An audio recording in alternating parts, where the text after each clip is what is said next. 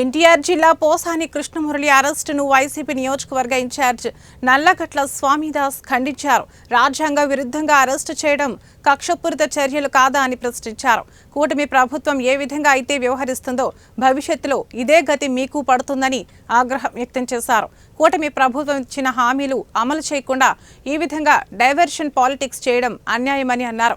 వెంటనే బేషరతుగా పోసాని కృష్ణమురళిని విడుదల చేయాలని డిమాండ్ చేశారు.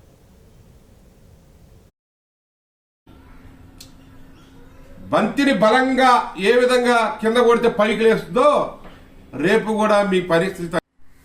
కృష్ణమురళి అరెస్టుని తీవ్రంగా ఖండిస్తా ఉన్నాం. 2 సంవత్సరాల క్రితం ఆయన పవన్ కళ్యాణ్ గారి పైన, లోకేష్ గారి పైన, చంద్రబాబు నాయుడు గారి పైన డిబేట్లలో అదేవిధంగా సోషల్ మీడియాలో కామెంట్స్ చేశాడని, బూతులు తిట్టాడని, సత్యదూరంగా ఆయన వ్యవహరించాడని, దూషణ చేశాడని చెప్పి రాయలసీమ అన్నమయ్య జిల్లాలో కేసు నమోదైంది. తర్వాత చాలా చోట్ల అనేక పోలీస్ స్టేషన్లో కేసులు నమోదు చేశారు. అది కూడా వ్యవస్థీకృత నేరాలు అంటే BNS భారతీయ శిక్షా స్మృతి 111వ సెక్షన్ కింద నేను అరెస్ట్ చేయడం జరిగింది.